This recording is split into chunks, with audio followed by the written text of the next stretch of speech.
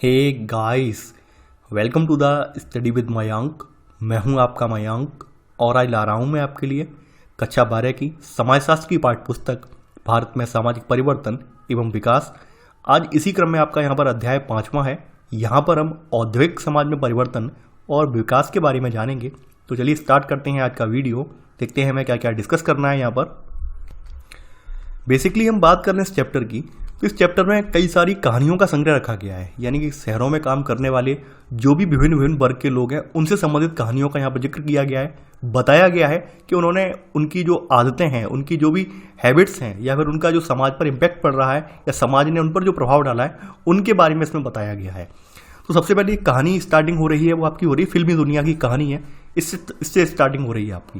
यानी यहाँ पूछा गया है कि मान लीजिए आप अभी कोई आपने फिल्म देखी थी, तो उस फिल्म के आपको एक्टर और एक्ट्रेस का नाम तो पता होगा, लेकिन वहाँ पर ध्वनि यानी साउंड किसका था, टेक्नीशियन कौन था, यानी कि जो लाइट वाला होते हैं, लाइट कैमरा एक्शन बोला जाता है, वो लाइटमैन कौन था, जो श्रृंगार करने वाला है यानी कि वही मेकअप करने वाला मेकअप आर्टिस्ट कौन था, जो डांस का निर्देशन करता है, नृत्य निर्देशक होता है, क्या उसका नाम याद है आपको? यकीन मानिए किसी को याद नहीं होता है। सब लोग किस पर फोकस करते हैं? केवल एक्टर और एक्ट्रेस पर फोकस करते हैं और इसी पर ही मूवियाँ चलती हैं। ये भी आपको पता होना चाहिए। कुछ लोगों का काम यहाँ पर ये भी होगा जिनसे सेट तैयार हो गया हुआ होगा, जिनमें बढ़ई होंगे, यानी कि तो ना तो उनका आभार किया गया होगा और ना ही उनके आभार का जिक्र भी किया गया होगा। ये भी बात सही है। यानी बहुत सारे ऐसे लोग होते हैं जो कि एक मूवी के निर्माण में अपनी अपनी भूमिका निभाते हैं, लेकिन हम रूपहले पर्दे पर कभी भी इनका क्रेडिट नहीं देख पाते हैं, कभी हमारे सामने इनका क्रेडिट नहीं आता है, जबकि एक बड़ा योगदान इन लोगों का भी होता है। यानी अगर बात करें बॉलीवुड की, तो बॉलीवुड आपके और मेरे लिए एक स्वप्न लोक की तरह हो सकता है, परंतु बहुत से लोगों के लिए या उनके कार्य करने का एक स्थान है। ये बात सही है, क्योंकि इनकी आजीविका यहाँ पर होने वाली विविध गतिविधियों में संलिप्त होकर ही इनकी आजीविका चलती है। किसी अन्य उद्योग की तरह इसके कामगार के भी एक संघ के सदस्य हैं। देखिए, कहीं भी कोई काम जब होता है तो उनकी एक यूनिटी बन जाती है, और यूनिटी बनने पे क्या होता है, एक संघ का निर्माण हो जाता है। तो वैसे ही जो लोग फिल्म इंडस्ट्री से जुड़े हुए हैं, जैसे आपने सुना था पिछले साल कोरोना टाइम पर जो लॉकडाउन लगाया गया था, उस समय एकदम पूरी उनकी यूनियन की तरफ से आवाज आई थी, भाई ये लोग जाएंगे तो जाएंगे कहाँ? 25,000 से ज़्यादा लोग जो हैं फिल्म इंडस्ट्री में अपनी सेवाएं दे रहे हैं, तो वो लोग कहाँ जाएंगे? तो उनके भरण पोषण की बात निकल कर आई थी यहाँ पर। तो ऐसे ही यहाँ पर आप जब बात करें किसी भी उद्योग की तरह, यहाँ पर भी आपको कामगारों के संघ देखने को मिलेंगे। जैसे नर्तक, ये जोखिम के कार्य करने वाले जो स्टंटमैन वगैरह होते हैं, वो भी कलाकार, अतिरिक्त कलाकार, कनिष्ठ कलाकार संघ यानी जूनियर आर्टिस्ट जिसे बोलते हैं, तो इन सब के सदस्य होते हैं ये लोग। इनकी मांग है, यानी ये अपनी मांगे करते हैं कि भाई हमें 8 घंटे की शिफ्ट हो, मेहनताना अच्छा खासा मिले, और साथ ही साथ कार्य व्यवस्था पर सुरक्षित हो, यानी कार्यस्थल पर उनकी सुरक्षा को भी ध्यान में रखा जाए। ऐसा ना हो कि भाई कोई स्टंटमैन स्टंट कर रहा है तो सुरक्षा का ध्यान ना रखा जाए। ये सारी चीज़ें यहाँ पर मतलब उन्हें कहीं ना कहीं अस्य होना चाहिए होता है कि भाई हमें ये सुरक्षा प्रदान की जाए। इसके अलावा आप देखेंगे इस उद्योग के उत्पादनों का विज्ञापन एवं बाजार में जाना फिल्म वितरक के द्वारा एवं सिनेमा हॉल मालिकों के द्वारा, संगीत के कैसेट वीडियो बेचने वाली दुकानों के द्वारा होता है। देखिए, ये जो प्रथा थी ये तो पुरानी हो चुकी है। आज के दौर में संगीत वितरक या कैसेट या वीडियो वाला जमाना जा चुका है। अब इंटरनेट का जमाना है और संभवतः ये लाइन यहाँ पर रखना भी व्यर्थ है। ये लाइन देखिए, आप सभी जानते हैं, जो NCERT वाली बुक हैं इनमें संशोधन होता है, लेकिन संशोधन उतनी मात्रा में नहीं होता है जितना होना चाहिए।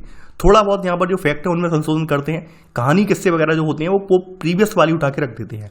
तो यहाँ भी जो आपकी नई नवीन संस्करण वाली किताब है, इसमें भी वही किया गया है। यहाँ पर जो कहानी है वो भी पुरानी रखी गई है।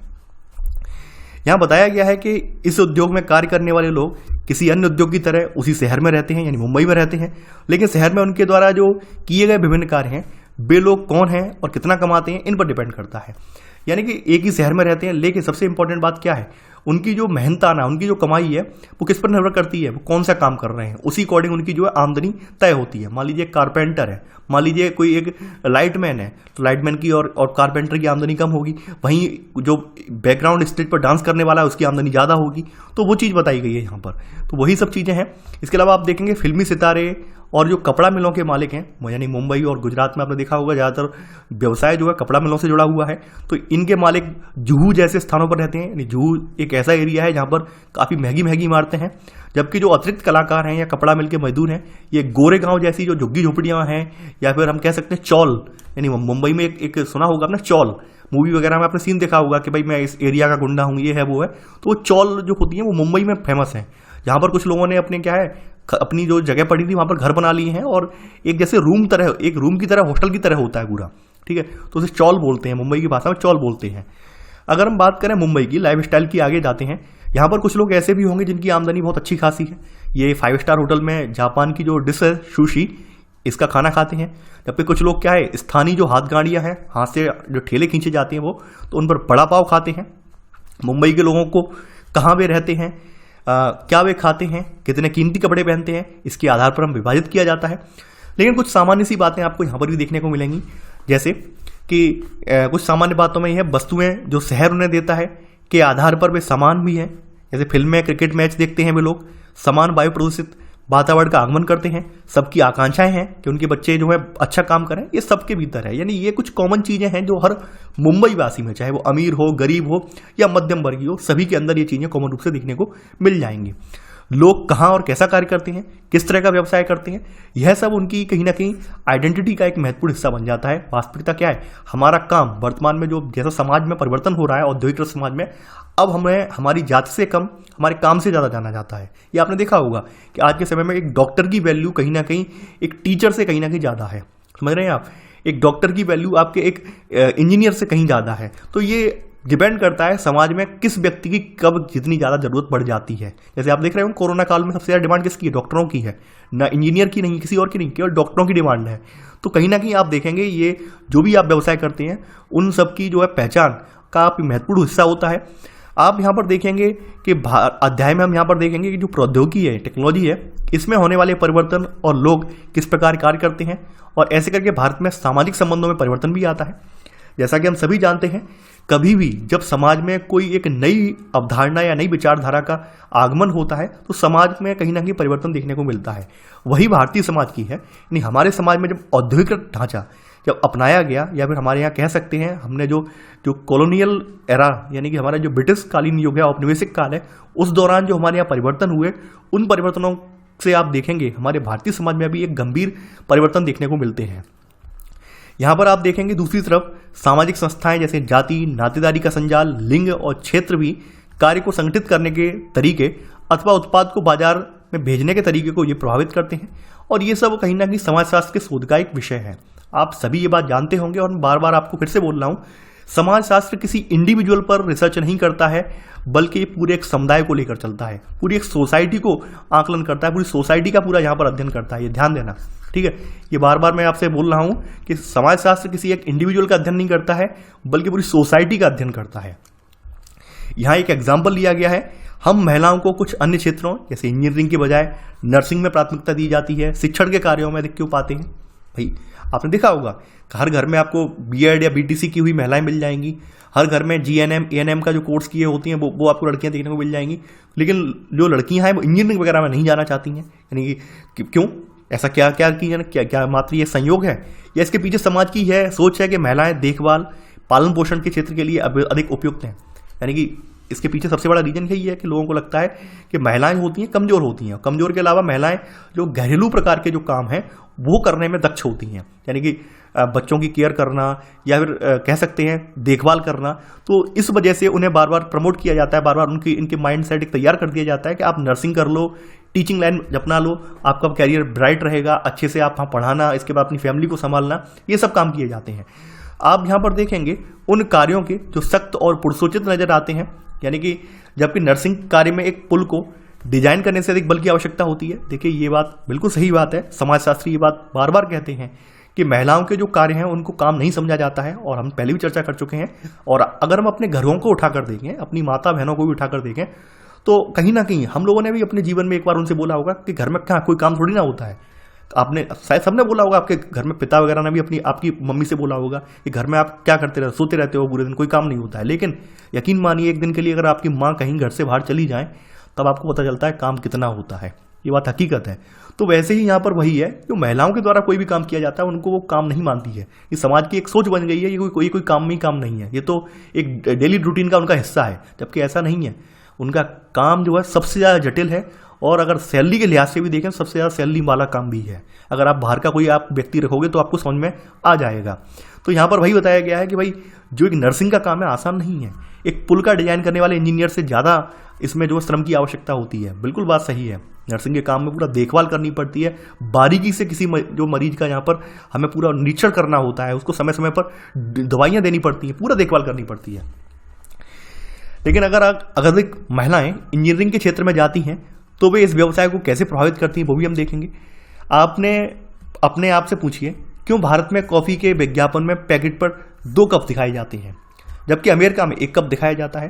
देखिए कहीं ना कहीं आप देखेंगे, कहीं ना कहीं आप जानेंगे, विज्ञापन वगैरह जो आप होते हैं, जो एडवर्टाइजमेंट जो बनाए जाते हैं वो पूरा समाज को देखकर बनाए जाते हैं, रैंडमली नहीं बनाए जाते हैं। कंपनियां पूरा समाज की पूरी सोच को देखकर बनाती हैं कि समाज किस लेवल तक सोचता है। अब देखिए मैं यहाँ पर एक अच्छा एग्जाम्पल लूंगा आपके सामने, एक बहुत अच्छा एग्जाम्पल लूंगा और शायद वर्तमान में उससे यूनिक एग्जाम्पल कोई होगा भी नहीं। देखिए जब मैं छोटा था, यानी मैं जब 6-7 साल का था, और उस समय एक ट्रेंड यही चलता था कि जब भी कोई हमें मान लीजिए पार्टी वगैरह होती थी, बर्थडे पार्टी है या फिर कोई फ्रेंड के साथ कहीं किसी की पार्टी है, तो उस समय ये केक या ये चॉकलेट जो आप डेरी मिल्क वगैरह देख रहे हैं उसका ट्रेंड नहीं होता था। हम लोगों के लिए वही क्या बोलते हैं, गुलाब जामुन है, समोसे हैं, वो ट्रेंड चलता था, यानी मिठाइयों का ट्रेंड, यानी एक आसान भाषा में कहूँ मिठाइयों का ट्रेंड चलता था। लेकिन समय के साथ परिवर्तन आया। अब आप देख रहे होंगे आज के समय में अगर आपको किसी बच्चे को बर्थडे विश करनी है तो क्या करेंगे, आप एक डेरी मिल्क लेकर जाएंगे, चॉकलेट पकड़ाएंगे। लेकिन आज से 20 साल पहले थोड़ा रिवर्स जाएं, ऐसा नहीं था। आप अब देखते होंगे होली पर, दिवाली पर, रक्षाबंधन पर, भाई दूज पर क्या होता है, अब चॉकलेट या डेरी मिल्क का डिब्बा गिफ्ट करते हैं। क्यों?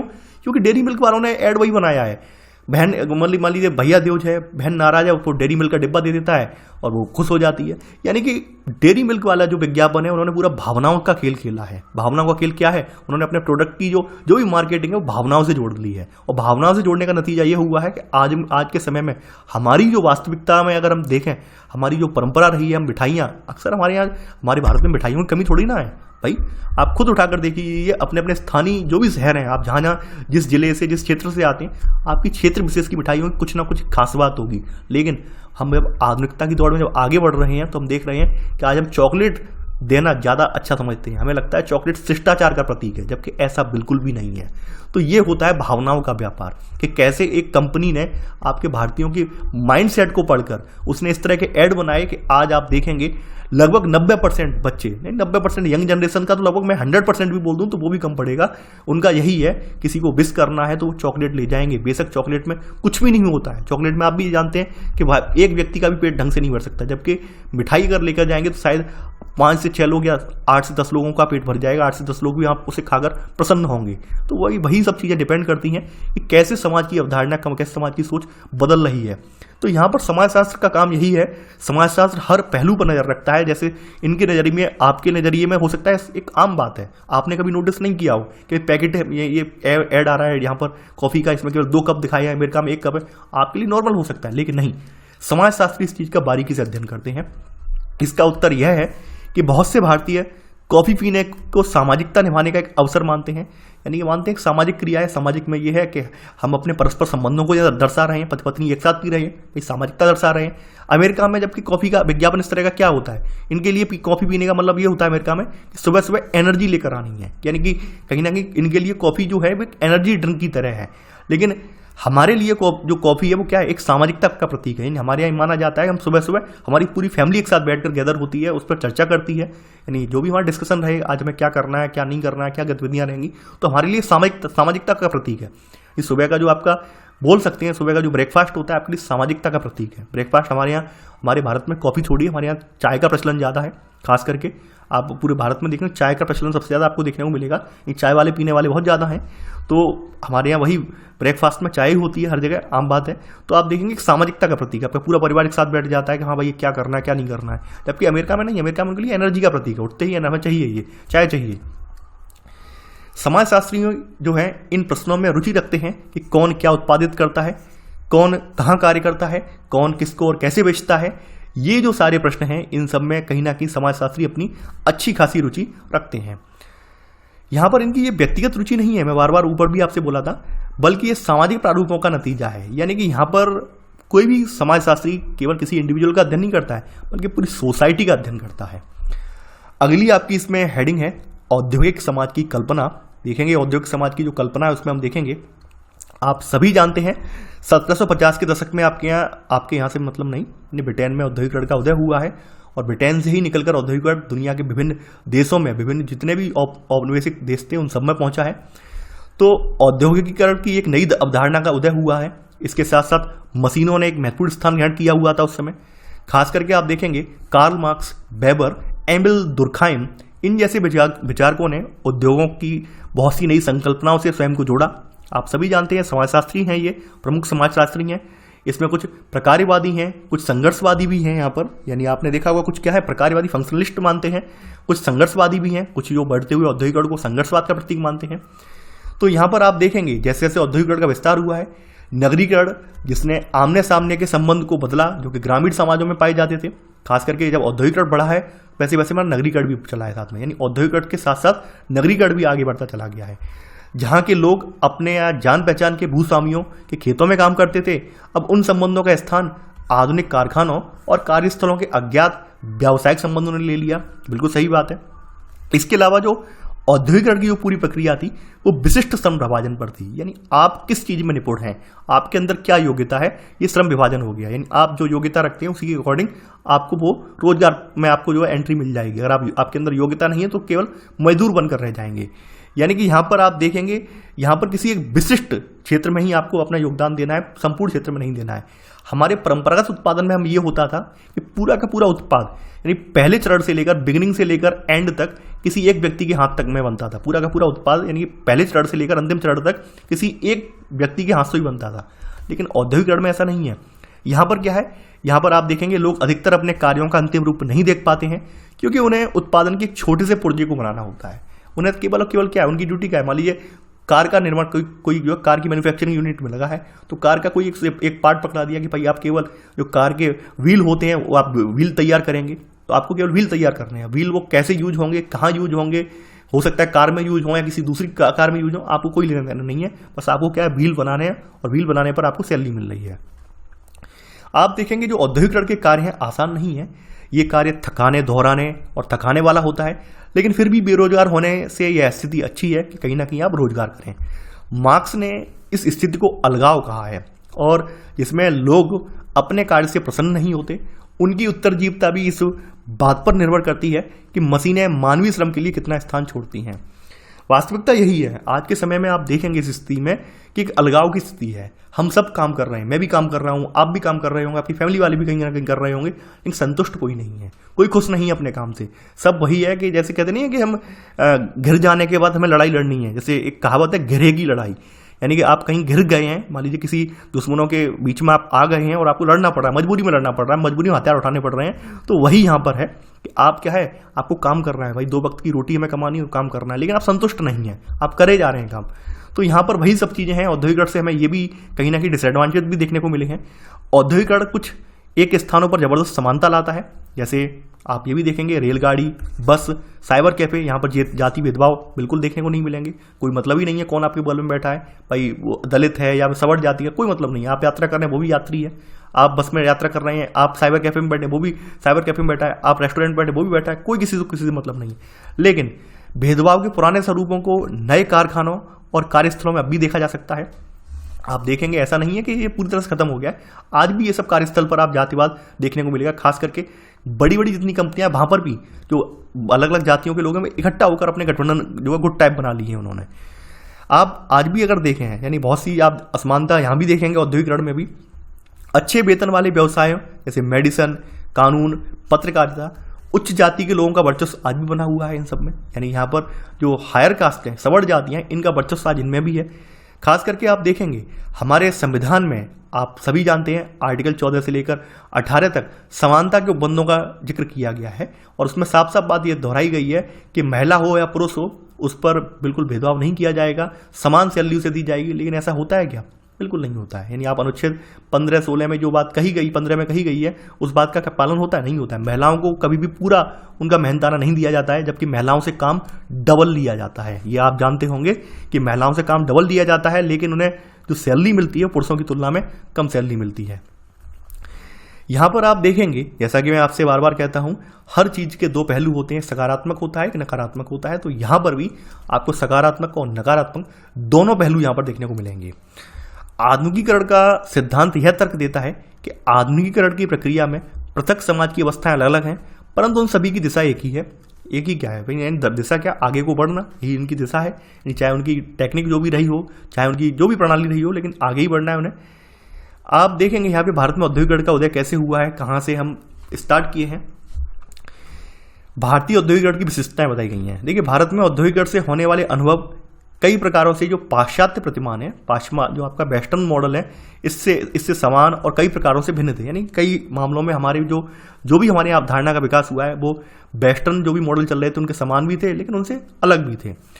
विभिन्न देशों के बीच किए गए तुलनात्मक विश्लेषण यह सुझाते हैं कि औद्योगिकरण पूंजीवाद का कोई आदर्श प्रतिमान नहीं है। यानी कि हम ये पूरी तरह से नहीं कह सकते हैं कि औद्योगिकरण के आने से पूंजीवाद ही फैला है, ये भी नहीं कह सकते हैं कि औद्योगिकरण के आने से हमारी जो सामाजिक परंपराएं हैं, हमारे सांस्कृतिक रीति रिवाज हैं, वो भी तो नष्ट हुए हैं।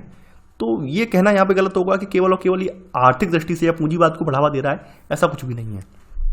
आज आप अगर देखें यहाँ पर, ये विकसित देशों में जनसंख्या का एक बड़ा भाग नौकरी पेशा लोगों का होता है, यानी उसके बाद उद्योगों में, और 10% से कम लोग जो हैं कृषि कार्यों में लगे होते हैं। ये आपकी ILO के आंकड़े हैं, इंटरनेशनल लेबर ऑर्गेनाइजेशन, इसके बारे में आपने पढ़ा होगा। अच्छा, कमेंट पे आपको ये बताना है ILO की स्थापना कब हुई थी और इसका हेडक्वार्टर कहाँ है, ये आपको कमेंट में बताना है। ये आपसे प्रश्न मैंने पूछा है, ये कमेंट पे आप जो भी बताएंगे उसको मैं पिन कर दूंगा उसका कमेंट।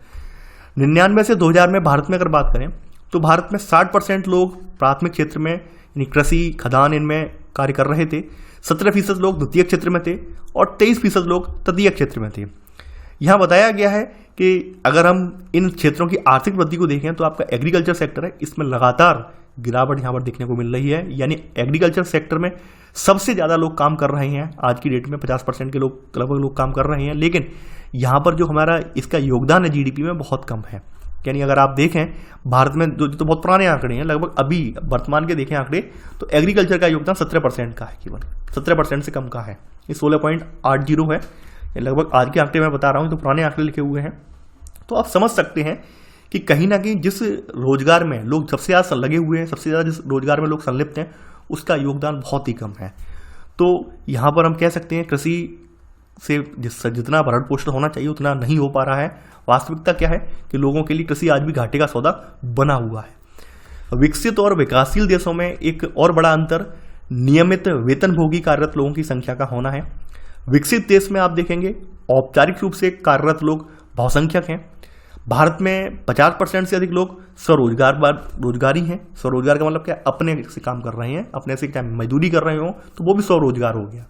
केवल 14% लोग ही हमारे यहाँ क्या है नियमित वेतनभोगी रोजगार में है, जबकि 30% हमारे यहाँ क्या है अनियमित मजदूर हैं। आप समझ सकते हैं 50% स्वरोजगार में, चाहे उनकी खेती हो कुछ भी हो, 14% आपके गवर्नमेंट सर्विसेज में नियमित वेतनभोगी माने गए हैं, 30% आपके अनियमित यहाँ पर मजदूर हैं।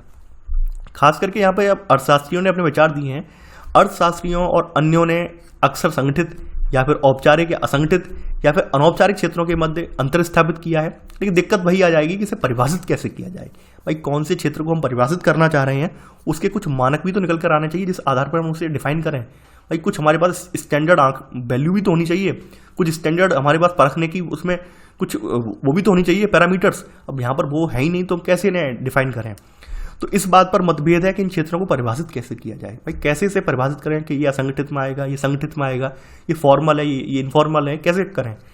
एक परिभाषा के अनुसार संगठित क्षेत्र की इकाई में 10 और अधिक लोगों को पूरे वर्ष रोजगार में रहने से इन क्षेत्रों का गठन होता है।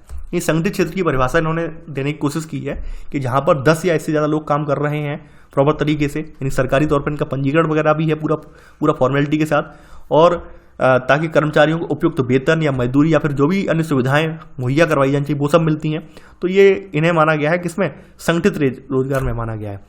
भारत में अगर बात करें तो भारत में 90% से अधिक कार्य, चाहे वह कृषि हो, उद्योग, नौकरी हो, ये सब असंगठित में आता है। केवल 10% लोग ही आपके यहाँ क्या है संगठित में। आप समझ सकते हैं बहुत थोड़ा तबका है, बहुत छोटा सा तबका जो है संगठित में आता है। वर्तमान में तो उसकी भी कोई गारंटी नहीं है। जिस हिसाब से सरकार जो है लगातार आपकी सरकार सब कुछ प्राइवेटाइज करती जा रही है, सब कुछ प्राइवेटाइजेशन करती जा रही है, तो उस हिसाब से देखकर लग रहा है कि आने वाले समय में रोजगार पर भी संकट खड़ा होने वाला है। जो गवर्नमेंट जॉब आप देख नहीं रहे हैं ये भी नहीं मिलने वाली है। तो मेरा मानना यही है कि कहीं ना कहीं जो संगठित क्षेत्र है, संगठित क्षेत्र को बचाने की जरूरत है, क्योंकि संगठित क्षेत्र बचा रहेगा तो आपकी रोजगार भी बची रहेगी। इसका पहला अर्थ यह है कि बहुत कम लोग बड़ी फर्मों में रोजगार करते हैं, जहाँ के वे दूसरे क्षेत्रों और पृष्ठभूमि वाले लोगों से मिल जाते हैं। ये बात बिल्कुल सही है कि भाई यहाँ पर हम देख रहे हैं बहुत ही कम लोग जो हैं आपकी जो बड़ी फर्म है उनमें काम कर रहे हैं, और यहाँ पर आप देखें नगरीय क्षेत्र इस प्रकार के कुछ मौके दे पाता है। नगरीय क्षेत्र में आपका पड़ोसी भिन्न क्षेत्र का हो सकता है, यानी मोटे तौर पर अधिकतर भारतीय लोग छोटे पैमाने पर कार्य कर रहे स्थानों पर ही काम करते हैं। यानी अगर मोटे तौर पर देखें तो आपके जो भारतीय लोग हैं जो छोटे स्थान हैं वहीं पर ये काम कर रहे होते हैं, और यहाँ कार्य के कई पक्षों का निर्धारण वैयक्तिक संबंधों से होता है। यानी कि जो भारतीय आपके छोटे स्थानों पर काम कर रहे होते हैं वो काम उन्हें उनके संबंधों पर मिलता है। यानी क्या है, उन्हें आपका मालिक पर्सनली जानता होता है या अब मालिक की दया वगैरह पे काम कर रहे होते हैं, तो वो सब है। यानी अगर नियोजक आपको पसंद करता है तो आपका वेतन बढ़ा सकता है, उसका अगर आपके साथ झगड़ा हो गया तो आपको लात मार के बाहर भी कर सकता है। तो आप समझ रहे होंगे यहाँ पर आपके वैयक्तिक संबंधों पर पूरा आपका काम चल रहा है। बड़े संस्थानों में ऐसा नहीं होता है। बड़े संस्थानों में आपको अपनी बात, अगर आप नाराज भी हैं तो आपको एक पूरा सिस्टमेटिक प्रोसीजर है, उसके जरिए अपनी बात आप रख सकते हैं, कह सकते हैं। लेकिन यहाँ पर जो असंगठित क्षेत्रक है यहाँ पर आपको बात कहने का मौका ही नहीं मिलता है। यानी बड़े संस्थानों में ऐसा नहीं होता है, वहाँ कार्य के निश्चित नियम होते हैं, वहाँ नियुक्ति अधिक पारदर्शी होती है, और अगर आपके अपने ऊंचे पदाधिकारी से कुछ मतभेद होते हैं तो उसकी शिकायत या क्षतिपूर्ति की निश्चित कार्यविधियां भी होती हैं। पूरा प्रॉपर प्रोसीजर होता है जिसके जरिए आप एक्शन ले सकते हैं। दूसरी तरफ बहुत ही कम भारतीय सुरक्षित और लाभदायक नौकरियों में प्रवेश करते हैं। जो वहाँ हैं उनमें भी 2/3 सरकारी नौकरी करते हैं। यानी आप समझ सकते हैं कि यहाँ पर जो संगठित क्षेत्र बोला जा रहा है, संगठित बोला जा रहा है, इसमें भी 2/3 ऐसे हैं जो सरकारी नौकरी वाले हैं। बाद बाकी 1/3 क्या है, जो बड़ी बड़ी कंपनियां आपकी एमएनसीज हैं, जैसे टाटा हुई, आपकी महिंद्रा वाले हुए, तो इन फर्मों में हैं कहीं ना कहीं उनके संगठित जैसे ही हैं। यानी कि ये बात तो आपने सुनी भी होगी, आप जानते भी होंगे। टाटा या जो महिंद्रा ग्रुप से कोई एक बार जुड़ जाता है व्यक्ति, जैसे टाटा का जो जमशेदपुर का प्लांट है, अगर वहाँ पर कोई व्यक्ति कार्य कर रहा है तो उसकी जो सैलरी है या उससे जो फैसिलिटी मिलती है वो गवर्नमेंट जॉब से भी बेटर होती है। ये बात आप जानते होंगे। तो ऐसा ही है यहाँ पर कि कुछ कंपनियों की स्थिति बहुत बेटर है, जबकि कुछ प्राइवेट कंपनियों में बड़े बड़े पदों पर होने के बावजूद भी वहाँ पर जॉब सिक्योरिटी नहीं है। ये भी है यहाँ पर। इसलिए सरकारी नौकरियाँ आज भी लोकप्रिय हैं। यानी बचे हुए लोग बुढ़ापे में अपने बच्चों पर आश्रित होने के लिए बाध्य हैं। इसके अलावा आप देखेंगे जाति, धर्म तथा क्षेत्र की दीवारों को पार करने में सरकारी नौकरियों की महत्वपूर्ण भूमिका है। खास करके आप जो सरकारी नौकरी है वो कहीं ना कहीं ये माना जाता है कि सरकारी नौकरी अगर आप प्राप्त कर लेंगे तो आप समाज में अपना एक नया स्टेटस क्रिएट कर लेंगे। इस समाज में अपना कह सकते हैं एक नया स्थान बना लेंगे। एक समाजशास्त्री तर्क देते हुए उन कारणों की चर्चा करते हैं कि भिलाई जो स्टील प्लांट है इसमें सांप्रदायिक दंगे क्यों नहीं होते। यानी एक समाजशास्त्री ने ये बात कही है, जो आपका भिलाई वाला स्टील प्लांट है, स्टील संयंत्र है, यहाँ पर कभी सांप्रदायिक दंगे क्यों नहीं होते। कारण क्या है? कारण यह है कि वहाँ भारत के सभी भागों के लोग एक साथ काम करते हैं। तीसरी बात, बहुत ही कम लोग संघ के सदस्य हैं, जो कि सुरक्षित क्षेत्र की विशेषता है।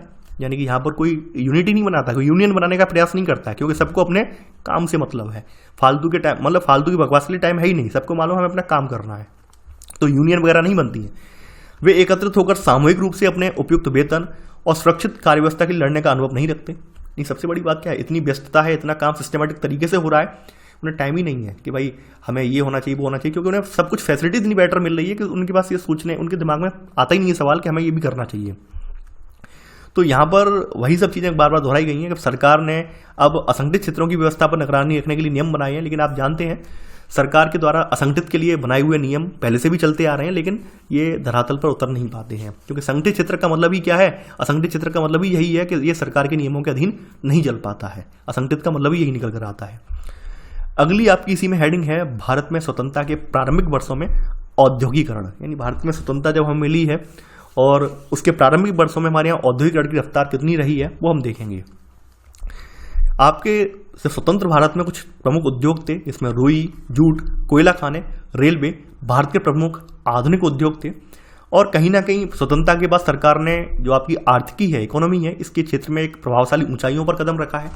इसमें सुरक्षा, परिवहन, संचार, ऊर्जा खनन एवं अन्य परियोजनाओं को शामिल किया गया, जिन्हें करने के लिए सरकार ही सक्षम थी। यानी आप ये बात जानते हैं, शुरुआत के समय में हमने मिक्स्ड अपॉन इकोनॉमी का जो है कॉन्सेप्ट अपनाया था, मिश्रित अर्थव्यवस्था का कॉन्सेप्ट अपनाया था स्वतंत्रता मिलने के बाद हमारी नीति निर्माताओं ने। लेकिन सरकार को ये भी मालूम था कि ये हमारे देश का अगर डेवलपमेंट करना है तो उसके लिए एक आधारभूत ढांचा तैयार करना होगा, एक बुनियादी इंफ्रास्ट्रक्चर तैयार करना होगा। और बुनियादी इंफ्रास्ट्रक्चर जब तैयार हो जाएगा तभी हमारे यहाँ कोई प्राइवेट फर्म इन्वेस्ट कर सकती है। तो जितने भी हमारे यहाँ इन्वेस्टमेंट बड़े बड़े होने थे उसके लिए प्राइवेट कंपनियां तो तैयार ही नहीं थी, उनके पास क्षमता ही नहीं थी। तो ऐसे में मजबूरी ये रही कि हमने मिक्स्ड इकोनॉमी होने के बावजूद भी हमने अपनी अर्थव्यवस्था को कमांड इकोनॉमी के तौर पर चलाया है, यानी कि नियोजित अर्थव्यवस्था के तौर पर चलाया है। ये बात आप जानते होंगे। तो भारत की मिश्रित आर्थिक नीति में कुछ क्षेत्र सरकार के लिए आरक्षित थे, जबकि कुछ निजी क्षेत्रों के लिए खुले थे। बाद में आप देखेंगे, बाद में सुधार आया है, इकोनॉमिक सुधार, वो भी देखेंगे।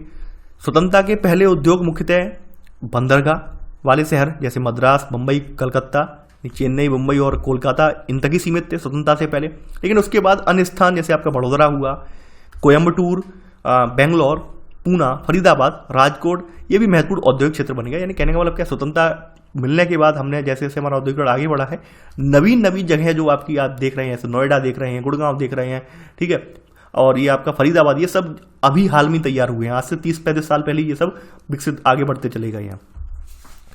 1991 तक कुल कार्यकारी जनसंख्या में से 28% बड़े उद्योगों में नौकरी करते थे, जबकि 72% लोग छोटे पैमाने पर परंपरागत उद्योगों में कार्य करते थे। यानी कि बताया गया है कि 1991 तक का हाल क्या था हमारे यहाँ, कि जनसंख्या में से आपके केवल 28% लोग ही केवल बड़े उद्योगों में नौकरी कर रहे हैं, जबकि 72% छोटे पैमाने पर या परंपरागत उद्योगों में काम कर रहे थे। अब यहाँ पर हम देखते हैं भूमंडलीकरण, उदारीकरण और भारतीय उद्योगों में जो परिवर्तन आया है उसके संदर्भ में हम यहां पर देखेंगे। आप सभी जानते हैं हमने 1990 में LPG अप्रोच को अपनाया है, यानी कि वही भूमंडलीकरण, उदारीकरण और निजीकरण की अप्रोच को अपनाया है। तो ये बात आप जानते हैं, नहीं खास करके हमने निजी कंपनियां यहां पर अब उन क्षेत्रों में भी निवेश को प्रोत्साहित करने लगी हैं जो पहले सरकार चलाती थी, जैसे दूरसंचार, नागरिक उड्डयन, ऊर्जा। यानी कि ये कुछ क्षेत्र थे जो सरकार के लिए रिजर्व थे, बाद बाकी क्षेत्रों के दरवाजे निवेश के लिए खोल दिए गए। ऐसे करके प्राइवेट सेक्टर को यहाँ पर प्रोत्साहन दिया गया। आप अभी के समय में देखते होंगे, अभी भारतीय दुकानों पर आपको विदेशी वस्तुएं आसानी से उपलब्ध हो जाएंगी, पहले ऐसा नहीं था, पहले इतनी जल्दी आसानी से नहीं मिल पाती थी। उदारीकरण के परिणाम स्वरूप आप ये भी देखेंगे कि बहुत सी भारतीय कंपनियों को बहुउद्देशीय कंपनियों ने खरीद लिया, यानी MNC जो मल्टीपर्पज जो कंपनियां उन्होंने इसे खरीद लिया है, और साथ ही कुछ भारतीय कंपनियां बहुदेशी कंपनियां भी बन गई। हम यहाँ पर ये भी देखते हैं बहुत सारी कंपनियां क्या बहुदेशी कंपनियां भी बन गई हैं, यानी MNC बनी, मल्टीनेशनल कंपनी बन गई हैं। जैसे टाटा का एग्जाम्पल ले लीजिए, आज के समय में टाटा ने आपकी जो ब्रिटिश की जो रोल्स रॉयस वगैरह है, जगुआर वगैरह है, बेंटले वगैरह है, ये सब टाटा ने ओन किए हुए हैं। ये बात आपको पता होनी चाहिए। यानी हमारे बहुत सारे देसी ब्रांड जो थे उन्होंने विदेशी ब्रांडों को अडॉप्ट कर लिया। जब बताया, एक एग्जाम्पल दिया गया, जब पार्ले पे को कोका कोला ने खरीदा तो पार्ले क्या था, पार्ले पे की सालाना आमदनी कितनी थी, 250 करोड़ रुपए थी, जबकि कोका कोला का एक एड का विज्ञापन 400 करोड़ रुपए का था। आप समझ सकते हैं, यानी एक कंपनी का केवल और केवल सालाना आमदनी 250 करोड़ है, जबकि एक कंपनी का एड का बजट इनसे ज्यादा है। तो ऐसे करके समझ सकते हैं। तो यह आप देख सकते हैं धीरे धीरे करके कंपनी कैसे ग्रो किया, कहां तक पहुंची, वो भी बताया गया है। आज के समय में आप देखेंगे कि परंपरागत कोका कोला ने आज कई भारतीय पेयों का स्थान ले लिया है। और उदारीकरण का दूसरा महत्वपूर्ण क्षेत्र क्या था, जो खुदरा रिटेलर वगैरह है, खुदरा व्यापार है, ये भी हो सकता है। यानी आप देखेंगे, आपके विचार से क्या भारतीय डिपार्टमेंटल स्टोर यानी भारतीय बहुविभागीय भंडार से खरीदारी करने की वरीयता देते हैं, ऑब्वियस सी बात है, या फिर क्या वे व्यापार के लिए बाहर जाते हैं, ये सब प्रश्न पूछे गए हैं यहाँ पर। तो इन सब के बारे में अपनी राय यहाँ पर बताई गई है कि क्या लोग जाते हैं या नहीं जाते हैं। तो ये यहाँ पर एक पैराग्राफ के जरिए समझाया गया है कैसे डिपार्टमेंटल स्टोर में लोग जाते हैं या खरीदारी कैसे करते हैं, वॉलमार्ट वगैरह हुआ, ये सब हुआ। तो आप इन्हें पढ़ लेना, इनमें कुछ भी नहीं है, इनमें वही बताया गया, मनोवृत्ति बताई गई है लोगों की कि लोग किस तरह से बिहेव करते हैं, किस तरह से यहाँ पर इनमें लोग कहीं ना कहीं मोलभाव करते हैं। सरकार सार्वजनिक कंपनियों के अपने हिस्सों को निजी क्षेत्र की कंपनियों को बेचने का प्रयास कर रही है। इसे इन्वेस्टमेंट यानी विनिवेश कहा जाता है। कई सरकारी कर्मचारी जो इसका विरोध भी कर रहे हैं और इसके भयभीत भी हैं। भयभीत होना एक लाजमी बात है, क्योंकि आप सभी जानते हैं प्राइवेट सेक्टर में जॉब की सिक्योरिटी नहीं होती है। कभी भी प्राइवेट कंपनी जो लात मारकर निकाल सकती है। आप सभी ये याद रखना, एक इंपॉर्टेंट फैक्ट है, सबसे पहली कंपनी जो भारतीय कंपनी जिसका सबसे पहले प्राइवेटाइजेशन हुआ ये थी मॉडर्न फूड, जिसे सरकार ने स्वास्थ्यवर्धक सस्ता खाना उपलब्ध कराने के लिए बनाया था, और वह निजीकरण की जाने वाली आपकी पहली कंपनी थी। यानी सबसे पहले गवर्नमेंट की सबसे जो पहली कंपनी प्राइवेटाइज हुई है वो आपकी मॉडर्न फूड हुई है। तो इसने 60% कर्मचारियों को पहले 5 वर्षों में जबरन मुक्त सेवा मुक्त कर दिया। समझ रहे हैं आप, जैसी प्राइवेट सेक्टर में गई है इसके 60% कर्मचारियों को पहले से निकाल कर सेवा मुक्त कर दिया। तो अब भी समझ लीजिए, ये मैं नहीं बोल रहा हूँ कि आप अपनी जॉब बचा लो या अपना भविष्य बचा लो, आपकी किताब भी ये एग्जाम्पल दे रही है। ये आपके सामने उदाहरण है जो भी आप वर्तमान सरकार कर रही है कि लगातार बेचती जा रही। यकीन मानिए आपके पढ़ना व्यर्थ हो जाएगा, आपको नौकरियां नहीं मिलेंगी। तो अभी से आप विरोध करना स्टार्ट कर दिए, अभी से आप जॉब मांगना स्टार्ट करिए, ये मेरी सबसे आग्रह है। जो वीडियो देख रहा हूँ सबसे मैं बोलना चाह रहा हूँ, आपके सामने एग्जाम्पल है, यूनिक एग्जाम्पल है, ये कोई मजाक नहीं है ये। तो जो सरकार जो कर रही है लगातार सब बेचती जा रही है, रेलवे बेचना है, ये बेचना है, वो बेचना है, तो ये कहीं ना कहीं जॉब एक दिन जॉब संकट क्रिएट होगा बहुत बड़ा, और आपको जॉब की सिक्योरिटी 1% भी नहीं रह जाएगी। अधिकांश कंपनियों ने अपने स्थायी कर्मचारियों की संख्या में कटौती कर दी, ये भी देखने को मिलता है। यहाँ पर अब जो ज़्यादातर कंपनियां थी प्राइवेट सेक्टर में आने के बाद उन्होंने अपने कर्मचारियों की कटौती कर दी है, और ये अपने कार्य जो बाह्य सोर्स हैं इनसे छोटी कंपनियों से या इन घरों से करवाने लगी हैं। यानी जो बहुत ऐसी कंपनियां थी पूरे विश्व में बाह्य स्रोतों से काम करवाती हैं, आउटसोर्सिंग के जरिए काम करवाती हैं, यानी कि उनके उत्पाद एक एक कलपुर्जा कहीं ना कहीं किसी और कंपनी में बनता है और बाद में उन्हें असेंबल कर दिया जाता है, जोड़ दिया जाता है। खास करके यहाँ पर सबसे इंपॉर्टेंट रोल निभाता है आपका सस्ता श्रम।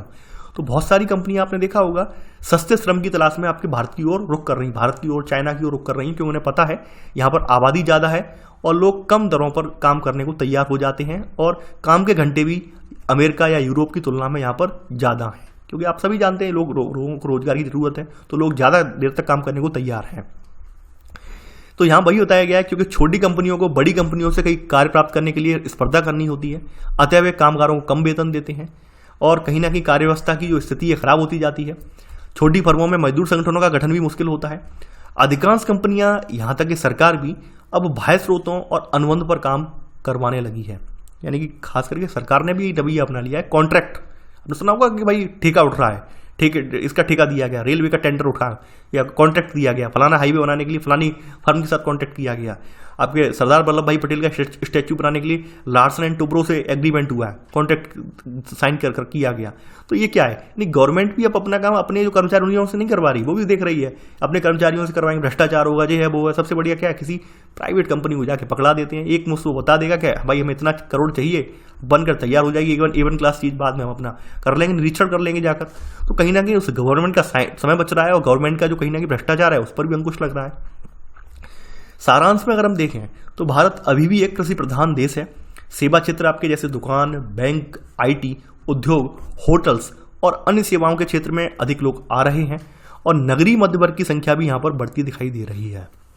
परंतु हम यहाँ पर यह भी देखते हैं कि भारत में बहुत कम लोगों के पास सुरक्षित रोजगार हैं।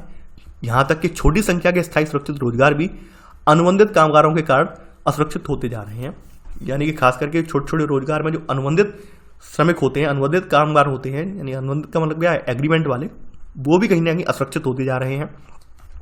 तो ये भी हमें यहाँ पर देखने को मिल रहा है। यहाँ पर बताया गया कुछ अर्थशास्त्रियों ने इस पर विचार विमर्श भी किया है, लेकिन विश्वव्यापी उदारीकरण, निजीकरण के साथ आमदनी की असमानताएं भी बढ़ रही हैं। ऐसा नहीं है कि अर्थशास्त्री इस पर विचार विमर्श मंथन नहीं कर रहे हैं, लेकिन समस्या यही है, जनसंख्या जिस हद से बढ़ रही है उस हद से रोजगार नहीं मिल पा रहे हैं।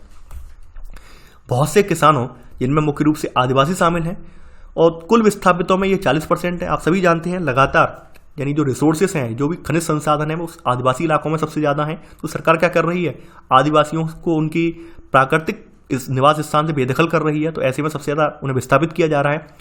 छतपूर्ति की दर भी उन्हें बहुत कम मिल रही है और इन्हें इस वजह से क्या है, जबरन मजदूर बनना पड़ रहा है और बड़े शहरों या फुटपाथों में काम करते देख सकते हैं। यानी कहीं ना कहीं उनकी जो भी परंपराएं थी पूरी नष्ट हो चुकी हैं।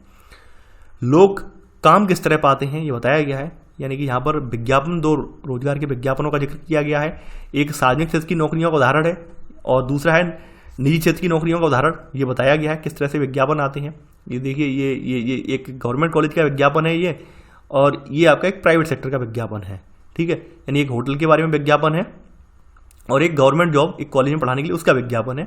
तो दोनों में यहाँ पर अंतर बताया गया किस तरह से यहाँ पे अंतर है, और आप अंतर ये सब चीज़ें अच्छे से जानते होंगे। तो मैं मुद्दे पर आता हूँ, ये सब चीज़ें तो आप अच्छे से जानते हैं। यहाँ पर आप देखते हैं कि बहुत कम अनुपात में लोग विज्ञापन या रोजगार कार्यालय के द्वारा नौकरी प्राप्त कर पाते हैं। ये बहुत हकीकत बात है। जो एडवर्टाइजमेंट वगैरह, जैसे आज का समय तो सोशल मीडिया का हो गया है, फिर भी लोगों के अंदर जल्दी न्यूज़ पहुंच जाती है, लोग जल्दी अवेयर हो जाते हैं। पहले के समय में नहीं पढ़ पाते थे, फॉर्म वगैरह नहीं पढ़ पाते थे, क्योंकि पता ही नहीं चल पाता था। खास करके आप देखेंगे कि वे लोग जो स्वनियोजित हैं, जैसे नलसाज हुआ यानी प्लम्बर, बिजली मिस्त्री और बढ़ई कारपेंट्री करने वाला एक तरफ है, और एक निजी ट्यूशन देने वाले अध्यापक, वास्तुकार, स्वतंत्र रूप से काम करने वाले छाया चित्रकार ये दूसरी तरफ है। इन सभी की कार्यावधि इनके निजी संपर्कों पर निर्भर रहती है। यानी ये जो सारे लोग हैं इस बीच में, चाहे वो प्लम्बर हो, बिजली मैकेनिक हो, बढ़ई हो, या फिर ट्यूशन टीचर हो या फिर कोई अध्यापक, मतलब कोई ये सब चीज़ें हैं, तो इनकी जो भी इनके कार्य करने की जो भी है, ये इनके निजी संबंधों पर निर्भर करती है। यानी कि ये लोग यही सोचते हैं कि उनका काम ही उनका विज्ञापन है। यानी इनका मानना ये, हम बेहतर काम करेंगे तो ऑब्वियस सी बात है हमें 10 लोग बुलाएंगे, 10 लोगों के हम रोज सेवाएं देंगे, तो इनका काम ऐसे चलेगा। तो ये बताया गया है। एक फैक्ट्री के कामगारों को रोजगार देने का तरीका भिन्न होता है, परंतु बहुत से कामगार ठेकेदार या काम देने वालों से रोजगार पाते थे। जैसे कानपुर कपड़ा मिल में बताया गया है कि रोजगार दिलाने वाले को मिस्त्री बोलते थे। कानपुर कपड़ा मिल में क्या है, जो रोजगार दिलाता था ठेकेदार, उसको हम मिस्त्री बोलते थे, और वे खुद भी वहां पर काम करते थे। वे समान क्षेत्रों या समुदायों से मजदूर की तरह आते थे, परंतु मालिक उन पर, यानी जो वही है मालिक के मुंह लग गए, वो मालिक के खास बन गए, कृपालु होते थे, अतः वे सब कामगारों का मुखिया बन जाते थे। और दूसरी तरफ जो मिस्त्री निजी कामगारों पर समुदाय संबंधी दबाव डालता था। यानी कि ऑब्वियस सी बात है, जो मिस्त्री यानी कि जो ठेकेदार होता है वो क्या करता है, अपना वर्चस्व दिखाता है, जो भी उसके स्थानीय लोग हैं उन पर दबदबा कायम करने की कोशिश करता है।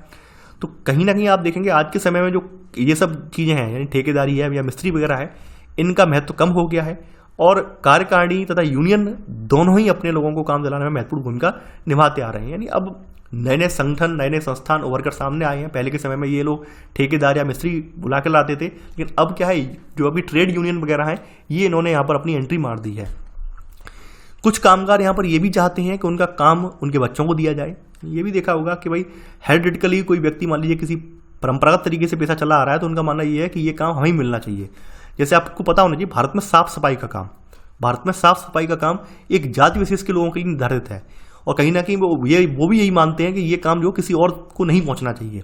लेकिन मेरा मानना ये है कि भाई वो काम को सार्वजनिक किया जाना चाहिए, ताकि क्या हो, ताकि अन्य जातियों के लोग भी उसमें आ सकें, और ये जो छुआछूत वाला भेद है या फिर जो लोगों के अंदर माइंडसेट बना हुआ है कि वो पर्टिकुलर काम उसी जाति के लोग करेंगे, ये माइंडसेट खत्म हो जाए। मेरा मानना ये है। जैसे यार आर्मी में भी बहुत सारी ऐसी पोस्टें हैं, तो उनमें भी यही होता है कि जात विशेष के लोगों के लिए निकाली जाती हैं बहुत सारी, मतलब सेवा प्रदाता जॉब होती हैं जो कि एक जाति विशेष के लोगों के लिए निकाली जाती हैं। तो मेरा वहाँ भी मानना यही है कि इस तरह की जो बाध्यताएं हैं, उस तरह की जो कंडीशंस हैं, वो उन्हें हटाना चाहिए, तभी ये समाज में जो जाति भेद है वो कम हो पाएगा।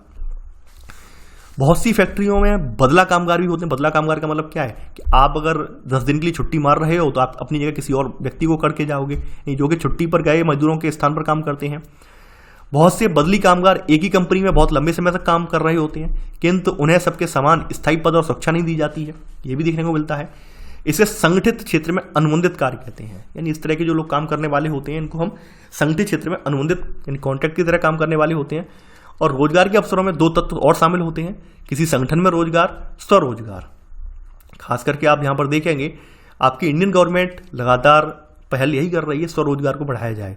यानी आत्मनिर्भर अभियान इसीलिए लॉन्च किया गया है कि आप गवर्नमेंट की तरफ बार बार ना देखें, आप खुद से रोजगार जनरेट करने की कोशिश करें। भारत सरकार का कार्यक्रम है आपका स्टैंड अप इंडिया कार्यक्रम, मेक इन इंडिया कार्यक्रम। ये वे नीतिगत प्रयास हैं जो रोजगार और स्वरोजगार को संभव बनाते हैं।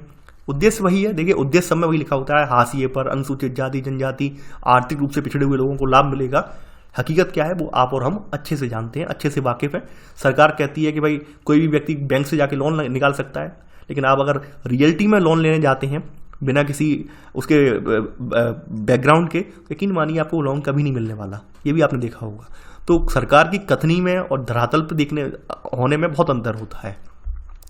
तो इन सकारात्मक प्रयासों ने भारत के युवाओं, जिन्हें जननांक की डिविडेंड यानी लाभ कहा जाता है, को विकास की प्रक्रिया में जोड़ दिया गया है। यानी आप सभी जानते हैं, हमारे मोदी जी भी कई बार कह चुके हैं कि हम 135 करोड़ भारतीय लोग नहीं हैं, बल्कि हमारे पास 135 करोड़ लोगों के हाथ हैं, जो चाहे वो हम कर सकते हैं। बात सही कर सकते हैं, लेकिन कर तब सकते हैं जब यहाँ पर शिक्षा पर, स्वास्थ्य पर निवेश किया जाए। शिक्षा और स्वास्थ्य सेवाएं बेहतर नहीं होंगी तो क्या ऐसे लोगों का क्या मतलब रह जाएगा? कोई मतलब नहीं रह जाएगा। हालांकि दिहाड़ी मजदूरों के काम की ठेकेदारी व्यवस्था ज्यादातर जो भवन निर्माण कार्य के स्थान पर, ईंट बनाने के स्थान पर दिखाई देती है। ठेकेदार जो है गांव जाता है और वहां काम करने चाहने वालों से इनके बारे में पूछता है, उन्हें कुछ ये पैसे उधार दे देते हैं। जैसे पहले होता था कि पहले ही किसी मजदूर को आप खरीद लेते हैं, तो बाद में इन्हें काम करना होता है। उधार पैसा क्या होता है? एक अग्रिम दिहाड़ी के रूप में, यानी पहले जो एडवांस के रूप में दे दिया जाता है, और जब तक उधार नहीं चुक जाता वह बिना पैसे के काम करता है। यानी खास करके भट्टा मजदूरों के साथ यही होता है। और पहले के समय में देखें, पुराने समय में देखें, जो आपके पहले के कृषि मजदूर होते थे, ये अपने कर्ज के बदले जमींदार के पास ये बधुआ मजदूरी करते थे। यानी ये तो बहुत बुरा सिस्टम था। बधुआ मजदूरी में तो पीढ़ी दर पीढ़ी बधुआ मजदूर बने रहते थे। यानी आपके जो जमींदार वगैरह होते थे वो ये बोलते थे नहीं, अभी तो आपके दादाजी का कर्ज नहीं कर चुका है, अभी आपको और मजदूर करनी पड़ेगी। तो इस तरह की कंडीशन बनी हुई थी। अब उद्योगों में आपको जो है अनियत कामगार के रूप में देखे जाते हैं। यानी अब आपको उद्योगों में जो असंगठित रोजगार हैं, असंगठित कामगार वो देखने को मिलेंगे।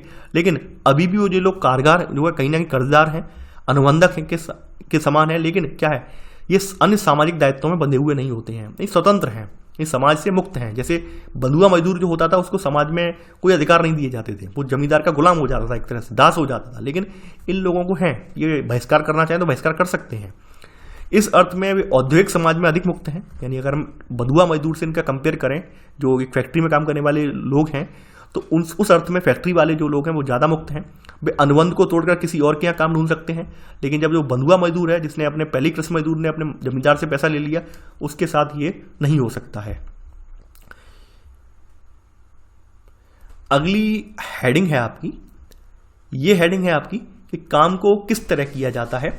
ये हम यहाँ पर देखेंगे कि वर्तमान में जो काम की प्रक्रिया है इसको कैसे किया जाता है। आप देखेंगे किसी जगह पर मैनेजर जो होता है वो वहाँ पर मैनेजर का मुख्य कार्य क्या होता है, सभी को नियंत्रित रखना है, उनसे अधिक काम करवाना है। और कामगारों से अधिक काम करवाने के दो तरीके नायब हैं। पहला है जो आपके वर्किंग आवर है उनमें वृद्धि कर दी जाए। दूसरा क्या है, निर्धारित दिया गया समय है उसमें उत्पादित वस्तु की मात्रा बढ़ा दी जाए कि भाई आपको इतना उत्पादन करना है इतने घंटे में। यानी मान लीजिए आपको हम 8 घंटे का समय दे रहे हैं, तो 8 घंटे में हमें 200 पीस चाहिए तैयार किसी प्रोडक्ट के। इस तरह की हम कंडीशंस हम लगा दें। यहाँ पर आप देखेंगे मशीनें उत्पादन बढ़ाने में सहायक तो होती हैं, लेकिन ये खतरे की भी पैदा करती हैं। यानी कि मशीनों से क्या होता है कि मशीनें कामगारों का स्थान ले रही हैं। और खास करके कार्ल मार्क्स और महात्मा गांधी दोनों ही मशीनीकरण को रोजगार के लिए खतरा मानते थे। महात्मा गांधी ने कई बार कहा था कि भाई जो मैं मशीनों का विरोधी नहीं हूँ, लेकिन मशीनों के लिए जो पागलपन है, मशीनों के प्रति पागलपन है, उसका विरोधी हूँ। लेकिन मशीनों का विरोध नहीं, वास्तव में बात सही है। ये कहने का मतलब मशीनों का इस्तेमाल करो। ऐसा ना हो कि बिल्कुल आप जो भी काम करने वाला श्रमिक है उसको बाहर निकाल दो, ऐसा भी बिल्कुल नहीं होना चाहिए।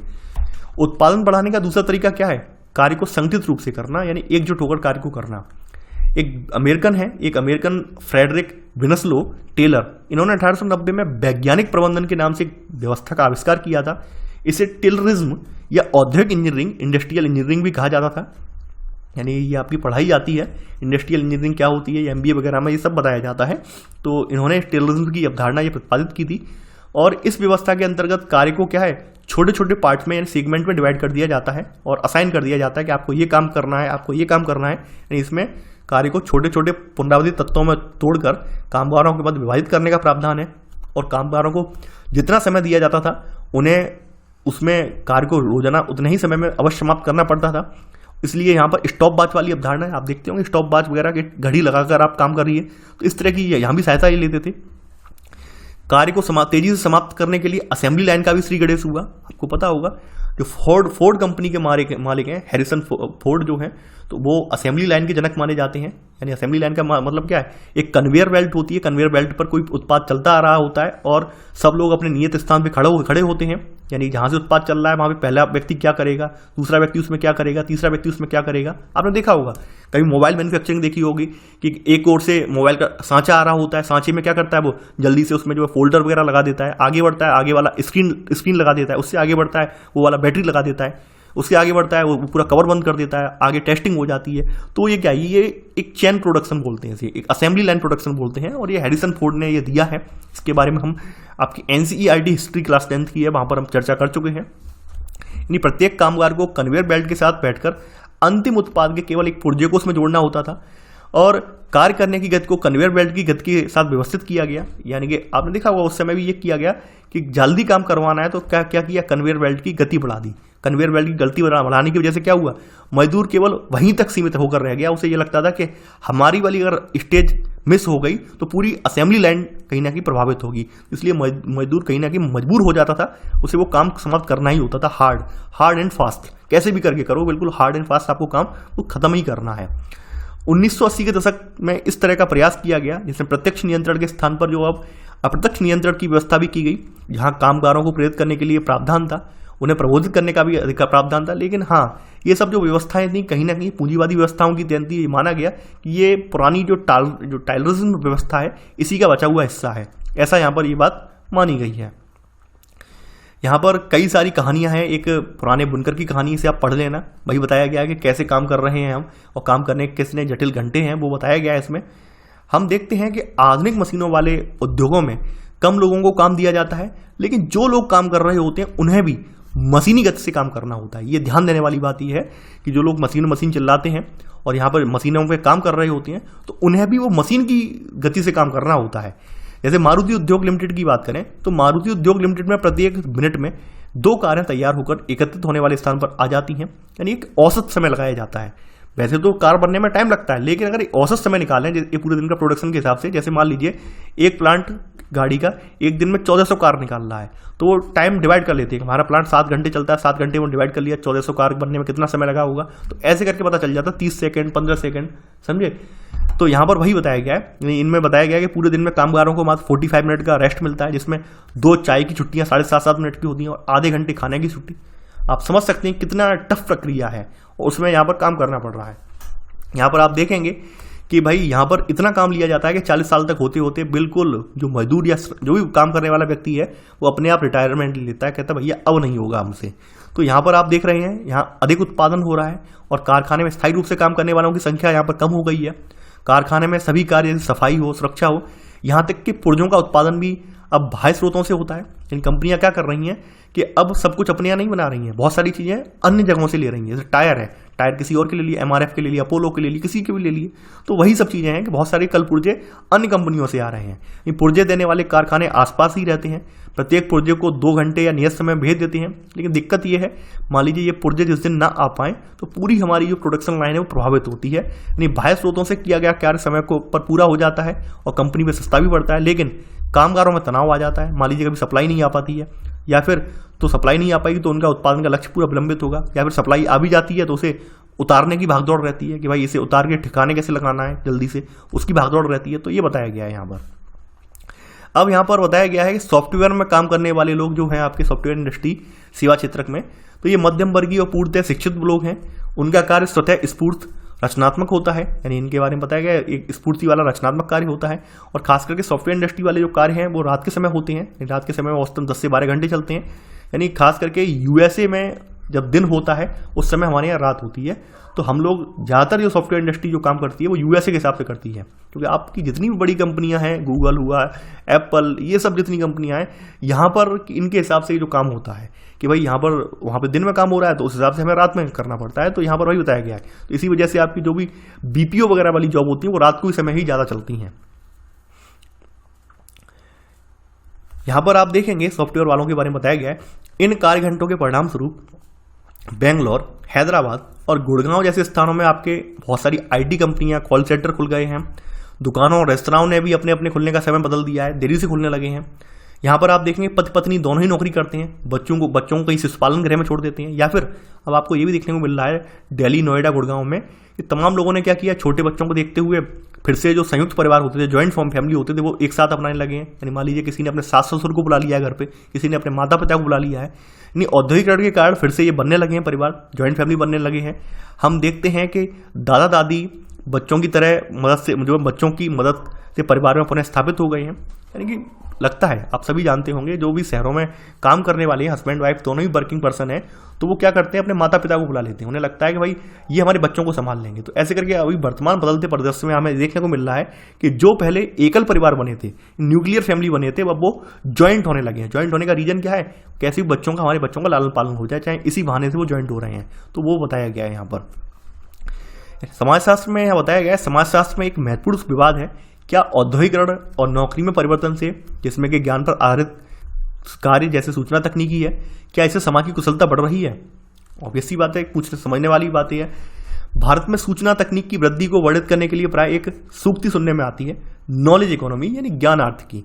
लेकिन अगर हम नॉलेज इकोनॉमी की बात करें तो क्या एक किसान का जो नॉलेज है, जो 100 सालों से जिस परंपरागत कृषि करता आ रहा है, 100 सालों से उसे पूरी नॉलेज है, तो क्या उसका और एक सॉफ्टवेयर इंजीनियर कंपेयर हो सकता है? बिल्कुल नहीं हो सकता है, बिल्कुल नहीं हो सकता। यानी दोनों ही अपने अपने फील्ड के माहिर हैं, दोनों अपनी अपने फील्ड में दक्ष हैं। यानी किसान का एक अपना रोल है और एक सॉफ्टवेयर इंजीनियर का अपना रोल है। हम ये नहीं कह सकते हैं कि भाई किसान है कोई तो वो गंवार होगा, नहीं, ये बिल्कुल मन में एक ख्याल लाना भी नहीं चाहिए। मैं आपसे फिर से बोल रहा हूँ, आप किसान और जवान का हमेशा सम्मान करें, यानी जय जवान जय किसान हमेशा अपने मुंह पर ये स्लोगन हमेशा याद रखें। अगर आप सच्चे भारतीय हैं तो कभी भी आप किसान का ये ना कहें कि गंवार लोग ही किसान खेती करते, नहीं भाई। सॉफ्टवेयर इंजीनियर कितने भी आप बन जाओ, रोटी तभी खा पाओगे जब किसान अनाज उगाएगा। सॉफ्टवेयर बनाने से रोटी नहीं बन जाएगी, ध्यान देना। तो यहाँ पर आप कभी भी किसान का एहसान कभी ना भूलें। तो यहाँ पर वही बताया गया है, दोनों ही दक्ष हैं यहाँ पर, यानी कि यहाँ पर वही सब चीज़ें हैं, दोनों ही अपने कार्यों में दक्ष हैं लेकिन अलग तरह से। प्रसिद्ध समाजशास्त्री हैरी ब्रेवरमैन ने यहाँ पर तर्क देते हैं कि वास्तव में मशीनों का प्रयोग कार्यकर्ताओं की दक्षता को कम करता है। उदाहरण के लिए पहले वास्तुकार को नक्काशी में दक्षता हासिल थी, लेकिन कंप्यूटर अब उनके काम में बहुत से काम कर देता है। जैसे अब क्या है, कैड चलता है कंप्यूटर में डिजाइनिंग के लिए, कंप्यूटर एडेड डिजाइनिंग का बोलबाला है, खास करके इंजीनियरिंग वगैरह में। पहले ऐसा नहीं था, पहले पेपर पर काम होता था। कार्य व्यवस्थाएं कैसी हैं? हम सबको शक्ति, एक मजबूत घर, कपड़े और अन्य सामानों की आवश्यकता होती है, लेकिन हमें याद रखना चाहिए कि किसी प्राय बहुत खराब अवस्था में काम करने की वजह से हमें ये प्राप्त होते हैं। सरकार ने जो कार्य की दशाओं को बेहतर बनाने के लिए तमाम कानून बनाए हैं, जैसे कोयला कौन कौन सी आप फैक्ट्रियों में किस तरह से काम करेंगे, कितने कार्य के घंटे होंगे, आपको क्या क्या सेफ्टी मेजर्स आपको प्रदान किए जाएंगे। बात करें कोयले की खदान की, यहाँ पर कोयला माइनिंग की बात करें तो यहाँ पर 5.5 लाख लोग इसमें काम करते हैं, एक आंकड़ा बताया गया है। और बताया गया है यहाँ पर एक खदान एक्ट 1952 ने स्पष्ट किया है कि एक व्यक्ति खान में सप्ताह से अधिक कितने घंटे कार्य कर सकता है। अतिरिक्त घंटों में उसे अलग से जहाँ पर जो पैसा देना पड़ेगा। सुरक्षा के नियमों का पालन होना चाहिए। बड़ी कंपनियां तो ये सब एक्ट की बातें मानती हैं, लेकिन छोटी छोटी कंपनियां हैं या फिर जो छोटे छोटे ठेकेदार हैं वो सब ये बातें नहीं मानते हैं। खास करके छोटी खानों में, खुली खानों में ये बात नहीं मानी जाती है। कई ठेकेदार जो है मजदूरों का रजिस्टर भी मेंटेन नहीं करते हैं, यानी कोई दुर्घटना वगैरह होती है तो इन मजदूरों को कोई भी आर्थिक या वित्तीय सहायता नहीं मिल पाती है। कई बार क्या होता है, जो खनन कार्य होते हैं, खनन कार्य के दौरान जो भी स्थान खोदा गया होता है ये लोग वैसे ही उसे छोड़ देते हैं, उसे भरते भी नहीं, डंप भी नहीं करते हैं। भूमिगत कार्य जो होते हैं उनमें कामगार बाढ़, आग, ऊपरी सतह के धंसने, इन सब खतरों की सामना होता है इनका। कई बार क्या होता है, सांस से संबंधित बीमारियां हैं आपकी, इनमें क्षय रोग है, सिलिकोसिस है, ये भी हो जाते हैं, फेफड़े खराब हो जाते हैं। लेकिन फिर भी आप देख रहे होंगे मजबूरी यही है मजदूरों की कि उन्हें काम करना पड़ता है। यानी कि भारत में सबसे इंपॉर्टेंट भारत में बात ये निकल कर आती है कि भारत में कार्यस्थल पर सुरक्षा, यानी जो वर्क प्लेस है, वर्क प्लेस पे यहाँ पर सुरक्षा का बहुत ही कम इंतजाम देखने को मिलता है। यानी दुर्घटनाओं की दर भारत में अन्य देशों की तुलना में काफ़ी ज़्यादा है, क्योंकि हम लोग सिक्योरिटी जो भी है यानी सुरक्षा पर हम ध्यान देते ही नहीं है। हमें यही लगता है बहुत आसान काम है, कोई बात नहीं है, जैसा चल रहा है चलने दो।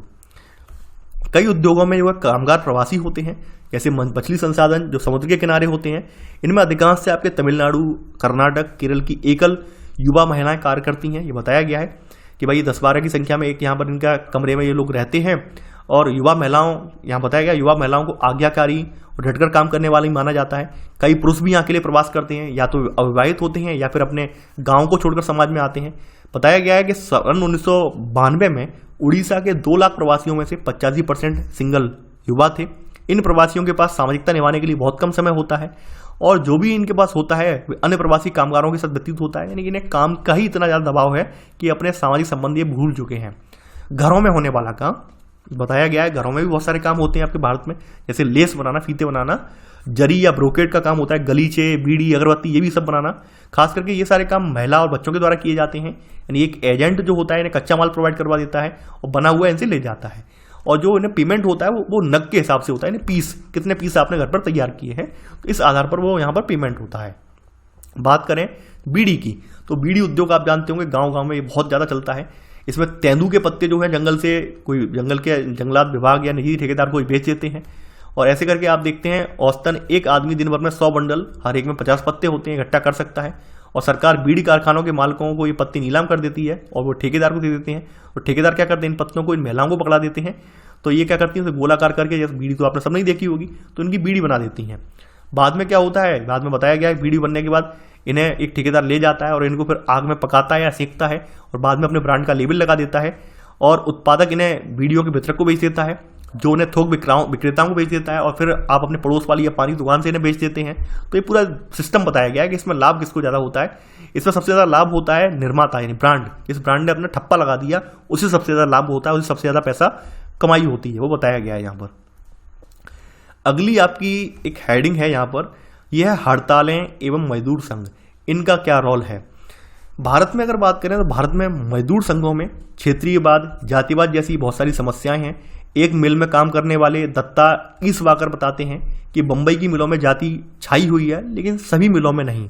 जैसे आप सभी को पता होगा कि वे उनके साथ बैठकर खाना खाते हैं। खास करके विष्णु एक महार कामगार हैं।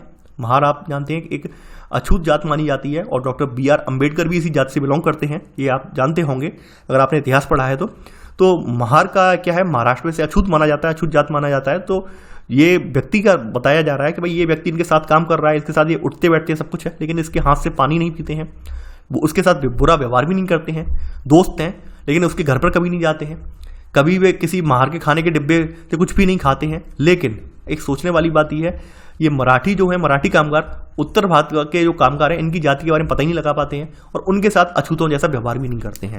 यानी जिसके बारे में हमें पता है उसके साथ हम एक व्यवहार कर रहे हैं, अछूतों जैसा व्यवहार कर रहे हैं, और जिसके बारे में कुछ पता ही नहीं है उसके साथ हम बहुत सम्मान से व्यवहार कर रहे हैं। तो ये क्या है, मेंटेलिटी को दर्शा रहा है, एक मानसिकता को, संकुचित मानसिकता को कहीं ना कहीं प्रदर्शित कर रहा है। कभी कभी काम की बुरी दशाओं के कारण यहाँ पर आप देखेंगे हड़ताल भी कर देते हैं, काम पर नहीं जाते हैं, तालाबंदी भी हो जाती है, और ऐसे में व्यवस्थापक मिल का दरवाजा बंद करते हैं, मजदूरों को अंदर आने से रोकते हैं। हड़ताल करना यहाँ पे मुश्किल फैसला होता है, क्योंकि ऐसे में जो व्यवस्थापक होता है अतिरिक्त मजदूरों को बुलाने का प्रयास करता है ताकि हड़ताल को सफल बनाया जा सके। तो हड़ताल के बारे में बताया गया है कि हड़तालें कितनी सार्थक होती हैं, नहीं होती हैं, बताया गया है। सबसे एक भारी हड़ताल आपके यहाँ 1982 में बम्बई टेक्सटाइल मिल की प्रसिद्ध हड़ताल हुई है, जो कि डॉक्टर दत्ता सामंत की अगुवाई में हुई थी, और इसकी वजह से लगभग 2.5 लाख कामगार और उनके परिवार यहाँ पर प्रभावित हुए थे। कामगारों की मांग ही एक थी यहाँ पर कि इन्हें बेहतर मजदूरी मिले, अपने खुद के संघ बनाने की इजाज़त मिले, जबकि बम्बई इंडस्ट्रियल रिलेशनशिप एक्ट जो था यानी BIRA, इसके अनुसार एक संघ बनाने की अनुमति इसकी लेनी चाहिए, और अनुमति लेने का यही है कि हड़ताल का विचार त्याग दिया जाए। यानी कि यहाँ पर उन्होंने कंडीशन ही यही थी कि आप संघ तो बना सकते हैं लेकिन आप हड़ताल नहीं कर सकते हैं। तो यहाँ पर आप देखेंगे कांग्रेस समर्थित राष्ट्रीय मिल मजदूर संघ RMMS ही यहाँ पर एकमात्र अनुमति प्राप्त संघ था उस समय, इसे ही केवल अनुमति मिली हुई थी। तो इस संघ को अनुमति नहीं मिली गई, हालांकि और उसने क्या किया, कामगारों को बुलाकर हड़ताल तोड़ने में सहायता की। यानी इसने कहा जो हड़ताल चल रही थी, इस जो कांग्रेस वाला समर्थित संघ था, इसने क्या किया, वो हड़ताल तोड़ने का प्रयास किया। ऐसे करके धीरे धीरे समय बीतता गया, सरकार ने मांग नहीं मानी। धीरे धीरे करके लोग क्या है, कुछ लोग जो कांग्रेस समर्थित जो भी राष्ट्रीय मिल मजदूर संघ है उसमें जाके मिल गए, वो तो काम पर लौट गए, और जो लोग अपना वही जो डॉक्टर दत्ता सामंत के अगुवाई में नेतृत्व में काम करते रहे, उन्हें मजदूरी से अपने काम से हाथ धोना पड़ा। तो यहाँ पर आप देखेंगे धीरे धीरे 2 साल बाद लोगों में काम पर जाना शुरू कर दिया, क्योंकि परेशान हो चुके थे, और ऐसे में लगभग 1 लाख मजदूर यहाँ पर बेरोजगार हो गए। कई सारे अपने गांव लौट गए, दिहाड़ी काम करने लगे। शेष आसपास के लोग दूसरे कस्बों में भिवंडी, मालेगांव, इच्छाल, कारंजी, इनके बिजली क्षेत्रों में अपना काम करने लगे। तो ये बताया गया है यहाँ पर। तो यहाँ पर आप देखेंगे कि मिल मालिक आधुनिकीकरण और निवेश और मशीनों पर निवेश नहीं करते हैं।